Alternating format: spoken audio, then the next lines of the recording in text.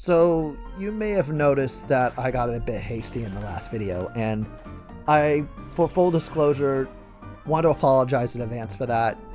I was not in the best headspace when I made that video, and I kind of go over it more so in depth over with my channel update and apology video, so if you're interested in that aspect of it, definitely go check out that video first before coming over here, or if you just don't give a shit, you're like, okay, so what's your take with standard and premium, just Vanguard as a whole, then I guess stick around. It's just up to you how you want to go watch these two videos.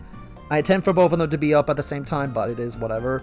You may notice also that I'm not really going to do too much editing with this, just because I just don't feel like it, as this is supposed to be more of a raw take with how I personally feel about Vanguard as a whole, and why I am fearful for a lot of the things that are kind of a lot of the same signs that happened with V Premium are kind of happening with Premium, and this does have me a bit concerned, and I do want to talk about it. Now, this is 100% my opinion on the matter, meaning if you don't agree with it, then you are free to let me know how you think in the comment section below. I'm going to try my best to be as straight to the point and nonsense, like just cut basically all the fluff as much as possible, but I may go on tangents just to kind of get my points across. So, with that being said, what do I think about both Standard and Premium? And I want to start with Standard in particular, because I think Standard for the most part has been relatively interesting. There have been a lot of interesting decks coming out within the past few sets in particular. And set 10 looks to continue that kind of train, as well as there's a lot of interesting stuff. The new Draw Jewel is looking pretty good, as well as the new Nanoclear deck. Honestly, looks at first glance was kind of just mediocre, but honestly, kind of looking strong if I'm being honest. And that's just, you know, just because of the way it's able to build up power, build up its resources, and just not really commit too much from hand to do it. And so, I feel like the Standard format as a whole, while I admit I was not really happy with the ban list, I'm glad that the ban list came at all, because I feel like for a lot of Standard players, the format has kind of felt samey since Worlds. The few decks that have been really good are still remaining somewhat consistent, such as Levi-Dras, such as Rosale, such as Buff Sakura being a big one. And especially Bat, which was admittedly very annoying and very unfair. It was definitely built at like an FTK deck, and it was just not fun to play into. So I'm glad that those hits came, but I wish they would have done a bit more. Maybe to hit Buff Sakura a bit more. Maybe instead of hitting the OT, they could have hit the grade 2 and put it down to like a 1 or 2 up, so that way it wasn't as consistent. But maybe at that point it would be killing the deck. I'm not 100% sure. I kind of want your guys' takes with that in the comment section. But as in terms of the overall card design and just the game state as a whole, like, actually once you get into it, it's very fun. But I admit there's just a part of it that kind of just feels like they're not really doing a whole lot with it outside of what's already pre-established at this point. And who knows, maybe that will change within the next few sets as well. But honestly, you know, it just kind of feels weird, especially with all these collabs too, right? With the Token Rambu set just recently being announced with some of its support, and Buddy Fight having been fully revealed, and finding out that it is kind of just sitting there. And especially in Japan, you guys kind of got screwed with the Buddy Fight set, primarily because it was like released just 2 weeks before set 10, and so it was just like, dang. Most of these Buddy Fight decks are kind of irrelevant, except for Dragonine potentially, because Dragonine looks really good. Being able to essentially have a Greedon 2.0 is just insane. So yeah, I don't know.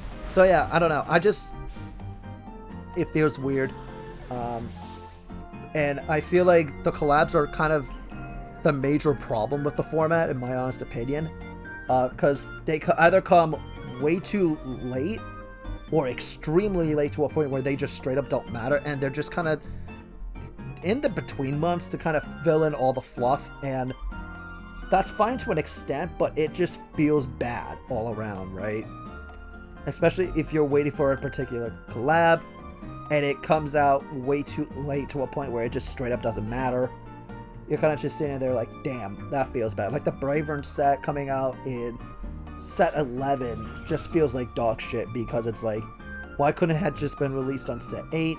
I imagine it's more of a licensing issue than anything, but it still just doesn't feel good. And it kind of leads into my whole biggest problem with the standard format as a whole, and that is secondary market. Now, if you've been following a lot of the secondary market trends, specifically here in the United States in particular, you would know damn well that a lot of staple generic cards, primarily the triple rares, are incredibly expensive. We're talking about the gun cyclers, some of the staple pieces for certain decks. Because these decks get hyped, and because some of these cards just get hyped to oblivion, a lot of cards, even on release, just seem way too expensive for what they realistically should be. And I know there's no real way to moderate that, but it still sucks all the same, because honestly, I just want what's best for the community at that point. And so it also doesn't make things better when we're essentially waiting on a promo as well, which the promo issue has been an issue since D-Series started, but it's become more and more apparent throughout the years, to a point where I feel like most people kind of have to stop playing a certain deck until it inevitably gets reprinted years later, and by that point they become irrelevant, and it just feels bad. And that's kind of the reason why I sold off a lot of my standard stuff, because I don't feel like I can commit to a lot of stuff in the long term, because then they come out with a new promo, and then it's like, oh, well, you didn't jump on it when it came out, so guess what? It's going to be $30 to $40. Have fun. Or God forbid, it's like a $50 to $60 card that's pretty much a staple in every single deck, and it's just like, yeah, no, I'm just not really a big fan of it. And luckily, the Ace units so far seem to have broken this trend a bit, but I imagine with set 9, there's going to be a lot of stuff that comes out of that set, and even future sets, that kind of just sit there and go, yeah, this is going to be really expensive for you. You won't be able to afford this. Have fun. So, I don't know. It's a feels bad, especially when you're playing on a budget. And I know at that point, that's more of a you issue than a universal issue, but it definitely does have the potential to be a universal issue for the community, just simply because not everyone will have immediate access to this, especially in more remote parts of the world too, especially when things aren't as interconnected and you have to essentially drive like an hour plus to a locals at that point, and you don't get to go out that often because of that. Yeah, that's just not a good feeling. Like, I used to drive roughly an hour every Wednesday to go to my locals in Florida, and that was just a feels bad. You know, there would be times where it's just like, dang. I mean, granted, the locals I had in Florida was really good because we always had people there for it, but it was also just, you know, this was back during the era, mind you, so a lot of what I'm saying is kind of just whatever, but it's still, like, for those people in particular that are kind of like, I can't always go to a locals to hope and pray I pull these promos, and then the promos in question skyrocket beyond belief. That just feels bad. And so that's why I'm kind of just waiting on the Orphis promo before I go too much into it now, because I own Orphis. I have most of the actual core of the deck, but the issue is that promo, because now that promo is $30. I just can't afford it right now, you know, and there are a lot of other decks that kind of have that same issue, and until a year, maybe 2 years, if at all, they get reprinted, then it's like, okay, well, I can't afford this deck. I have to sell it off about it. So, yeah, that's just a feels bad. It doesn't feel good to actually do that, but it is what it is at that point. So, I guess at the end of the day, Standard as a whole right now has a lot of problems, but honestly, it could be way worse. It, like, at least in comparison to other card games, I feel like Standard is not the worst it could be in, but I do definitely want better for it, especially going into the 15th anniversary. So now let's talk about Premium, because I feel like a lot of people were just, myself included, were kind of doom and gloom for reasons I'll go into more so later, but primarily because there was no ban list for it, right? Even despite the fact there have been a little bit of tournament data in between from Worlds into what currently is available right now in the Summerfest season. We're actually wrapping up the Summerfest season at the time of this recording, with only a handful of locations left, and so, you know, and with not every single one of them having Premium, it's kind of harder to get any sort of reliable data as in terms of what's actually viable, and I can honestly see that being the primary reason, right? Because if it's a small few isolated incidents, that's not really telling a full picture, and maybe they're going to do an emergency hit once the BCS season starts, once they start seeing, oh, this deck in particular is annoying, we need to hit it, or this deck in particular, or this specific interaction is unfair, we need to hit it, then maybe they'll actually do something about it. And so I'm kind of hoping that's why they're taking forever, but it's still not a good feeling to know that we're essentially just waiting on a ban list at that point. So, and by the time it actually matters, it will probably be like close to about Worlds at that point again. That's what I'm expecting them like to do, because if that's how they're going to do it, then I guess it's not the end of the world, but it still sucks all around, because I wish they'd be a little more on top of it like how they are with Standard. And this kind of leads me to my major point that I want to talk about in this video. Why the negativity towards Premium? To be honest, it's a combination of different things, but I want to first start with probably the biggest one, and that is the idea that not every BCS will have Day 2 Premium. Now, this could be for a couple different reasons, but I think the big one is there are a lot more trading card games outside of Vanguard that are being hosted inside of, you know, the BCS circuit, and even more being reintroduced into the BCS circuit potentially with something like Godzilla and the Hololive stuff. And so Bushiroad has a lot of card games they've got to balance, and they also need a good amount of judges for each one of those card games to actually maintain a healthy tournament environment. And so I can imagine a world where they're kind of looking at Premium as this awkward middleman. You know, it's like, dang, do I have to learn Premium for Day 2 just to make things more, you know, the tournament circuit feel a lot more better overall, as opposed to, you know, actually just making just one format and not having to worry about those kind of rulings. I can imagine, especially for cards that haven't been around in a very long time and they kind of pop up sparsely, it's kind of hard to manage. But my counter argument to that is that Standard is going to get to that point in the future as well.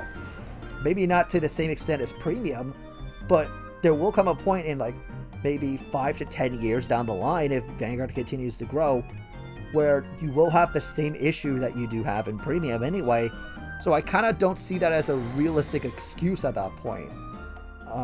Especially, it just primarily where I kind of see it more so, it's just you don't have the judges for it, right? You don't have enough judges dedicated toward Premium, understanding all the interactions, all the rulings when it comes to Premium. And so because of that, that makes it 10 times harder for you to actually host a lot of events too, especially when you gotta juggle the other games. And so I could kind of see why they wouldn't want to do Premium that much anymore. And if that's the case, I'd rather have just been told straight up, listen, so we kind of need more judges for Premium events because it's already struggle street as it is. If that's honestly the case, then sure, that's fine. Like, we'll gladly help you out, but you got to be a little more transparent at that point. And this kind of devolves into the whole Standard versus Premium debate, right? And this has become a lot more apparent lately, ever since my last video that I posted up. But more so ever since that most recent announcements. And that's the idea that Standard players are better than Premium players, or Premium players are better than Standard players. And when one gets fucked over, the other one decides to stomp on their grave and shit, right? And that's just not a good feeling, right? And I think that kind of mentality has to stop sooner rather than later, because it is entirely unfair to sit there and be like, oh, Premium players are getting fucked over, their format's dying, dance, dance, dance on their grave, dance all over their grave and shit. And I'm just like, why do this to me, you know? And that's really what bugs me a lot. So it is a train wreck, admittedly. And so I guess that's kind of the major point I'm personally having, is like, why the negativity and all this shit, right? You like, because eventually at some point or another, this will happen to you in the future as well. You can buy all the Standard product all you want, and Bushiroad may come down in the next like couple years or so and be like, hey, we're creating a brand new format, D-Series cards are no longer available. and then you're gonna have the same issue that V Premium players had, and the whole loop and cycle is gonna happen. And I know initially they said if they have to reboot the game again, it's gonna be GG, unplug the controller. But I could very well see a world where they realize this kind of like mini rotation every couple years is more feasible for them as in terms of being able to sell product and shit, versus keeping keeping the status quo right now with D series, and whenever they go forward with future, stuff in the future, it'd be like, okay, now we got to worry about how we make all this work, right? Because Bushroad's never been really good at balancing their game. Ask any Vanguard player throughout the entirety of the nearly 15-year history, they will straight up tell you Vanguard is a very unbalanced game. And so I could definitely see a world where, realistically speaking, Bushiroad kind of says D-Series is its own thing. We have this new, I'm just going to say it, Z-Series. And it's going to be literally just Z-Series onward. And then you have D-Series, which is basically the new V Premium. And then you have Premium. And even Premium may just get axed entirely. I hinted at this a little while toward the beginning of the year, where there may come a point in time where they just say fuck it to Premium. And then if that's the case, then you're going to have a lot of your core international audience kind of just drop the game altogether. And I think even just the idea of rotation in general in this game, while it may be sustainable in Japan, is not going to be sustainable here in the West. Because a lot of people already got burned from B. And then for them to find out that the D series is going to get the axe as well at some point in the future, them investing all their time, money, and resources into what is currently the new format, and then for them to announce, oh, new format 2026, yikes, that's not a good look. So I don't know if that's their new strategy at this point, but that is definitely a world I can actually see them doing. And so I could see a world where Vanguard kind of goes in a similar boat, where it's like you have the standard crowd and you have the premium crowd, and because both sides hate each other that much, they will never agree on anything, and that's just not a good feeling. But I hope my thought process at least makes a little bit of sense, if you catch my drift. So where do we go from here is really the big thing. I think if Bushiroad actively goes out of their way to actually support Premium next year, then all my worries and concerns are just null and void. However, specifically for standard people, if they do what I suggested, you guys are screwed. I'm not even going to sugarcoat it. And when that time comes and Premium continues to get supported, if the roles are reversed, don't act surprised when we start dancing on your grave at that point, because that's just not a good feeling to us when you did it. What makes you think we're going to be nice either? And that's kind of the major problem I legitimately have at the moment. I think we need to just both mutually agree, hey, when one format is shit and the other format is not too bad, the other format needs to be a little more supportive, and just be like, hey, the standard side, you need to be a little more supportive of us, or more sympathetic at the very least of us premium players. You don't have to like the format, you don't have to embrace it in any sort of way, but you do need to be a little more sympathetic when it comes to how we actually love our passion for the premium game, how we feel for the state of it, just showing a little bit more compassion would actually make a world of difference for us, so that way we don't dive into this realm of negativity and just doomer culture. So hopefully it made sense. In the comment section below, let me know what you guys think. And yeah, until next time, there's Noah. I'll catch you guys later. Bye, everyone.